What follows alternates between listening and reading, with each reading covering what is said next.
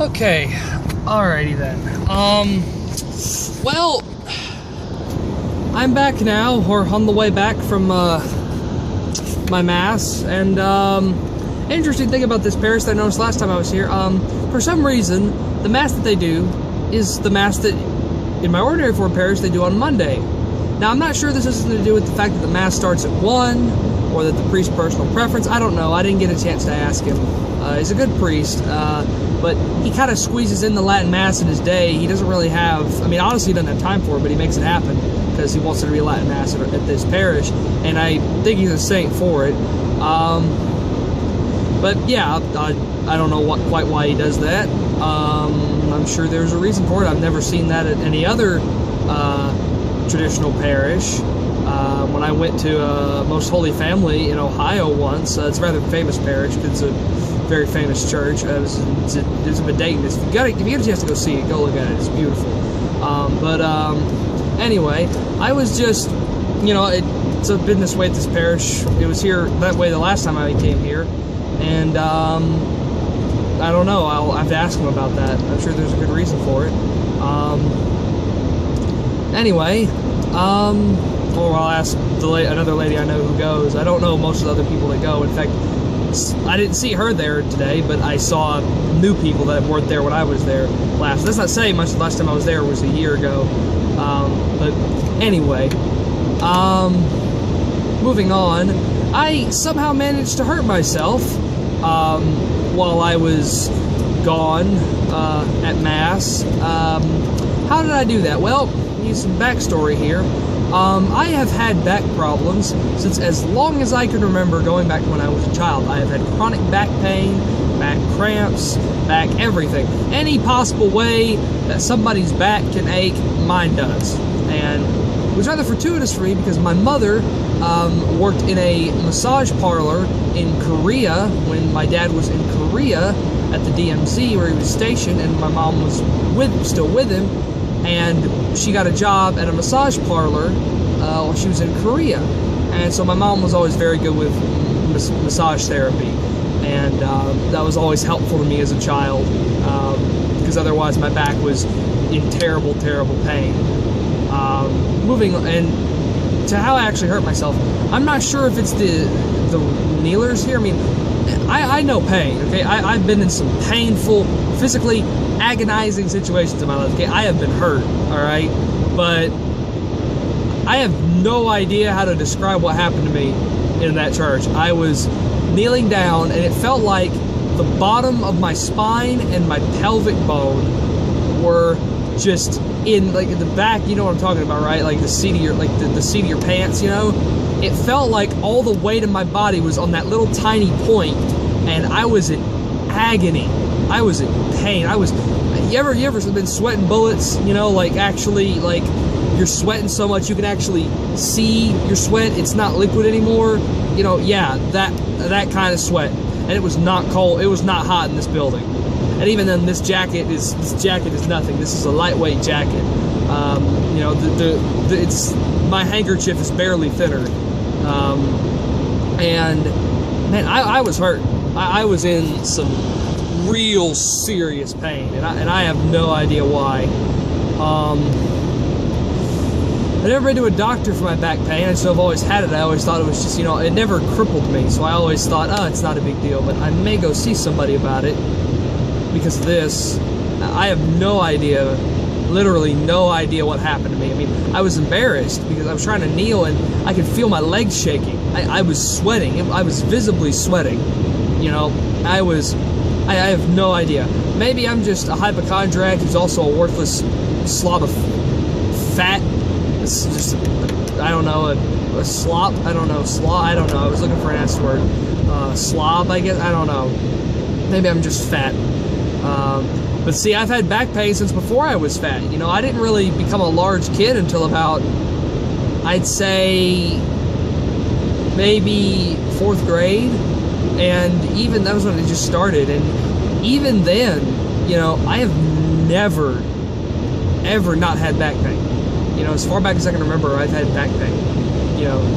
And in the evenings, or in the mornings, sometimes, when I was eating breakfast, my mom would always give me back rubs because, I was just constantly in pain. It was weird.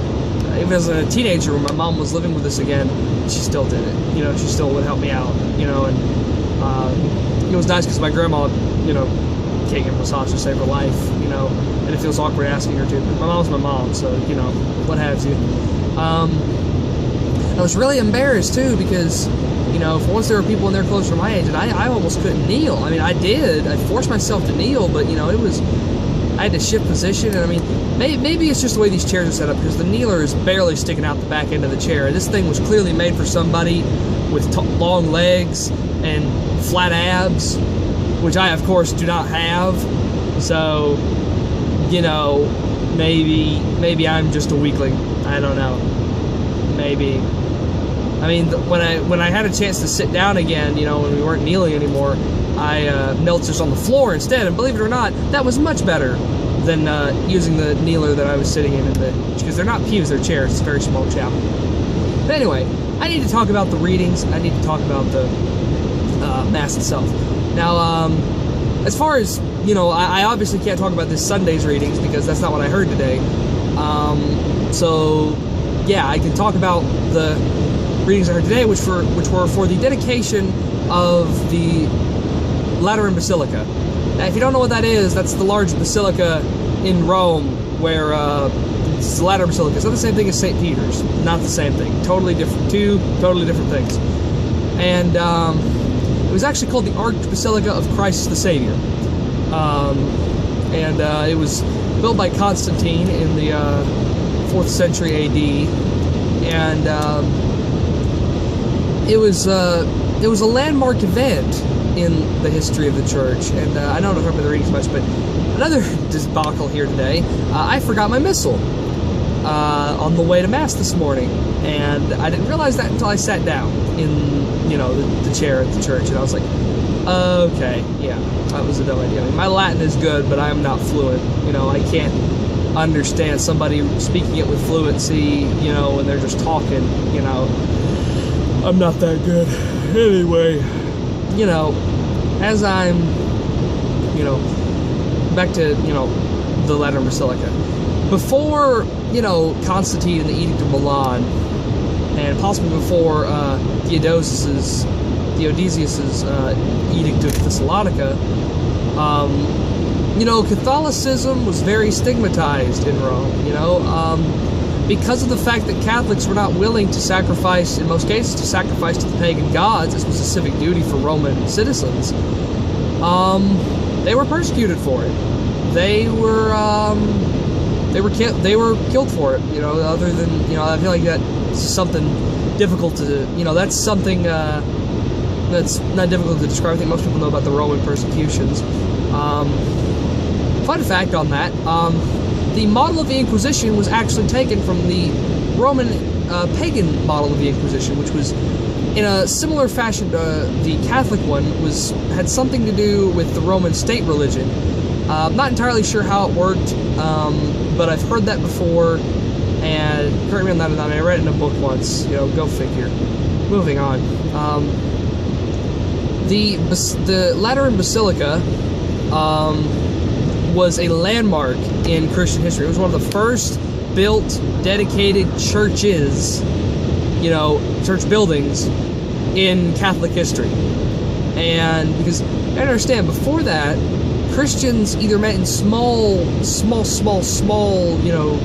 caves or grottos, and buildings, that they designated as churches, family homes, cellars, and famously the catacombs. And it was being a Christian was a secret matter. It was for your own safety in some cases. It ebbed and went with different emperors, but Domitian and Nero were the high points of Christian persecution, which were coupled with revivals of interest in Roman pagan traditions, because the Roman Empire was on the decline, and people had the not too unfair hypothesis that it had something to do with the abandonment of the Roman pagan religion. Now, it probably had more to do with the fact that Rome itself had deteriorated as an economic power, and other things like that. And, you know, the military, for want of an actual opponent, was becoming very lax in its discipline. It was becoming very much a political elevation rather than, you know, an actual career in conquering, you know, an actual waging war. And so Catholics were an easy target. Catholics were easy to blame. You know, they didn't sacrifice to the Roman gods. For all intents and purposes, they were liberals in the Roman Empire. That's a bit funny to think of, isn't it? The conservatives in Rome would have been the people who were killing Christians. Just another example of why, you know, the conservative-liberal political dichotomy is a farce and should have been left in revolutionary France where it began. Moving on. The Lateran Basilica was really this turning point in Christianity, you know? I mean, I can't think of how to, I mean, the way my priest said in his homily, you know, for a moment as they were singing, you know, in solemn joy, you know, as the ceremony is being conducted in this beautiful building, for a moment it had to have felt like the kingdom had come, you know, with Constantine and, Constantine making the Roman Empire Christian, reforming it to be Christian. The reformers that would really start reaching their apex under Theodosius. Ironically enough, the first Roman emperor from Hispania, which you know as Iberia or Spain. And for Catholics, it had to felt like, you know, they were in the heavenly Jerusalem, you know. Many churches were built off the floor plan, especially basilicas were built off the floor plan given for, you know,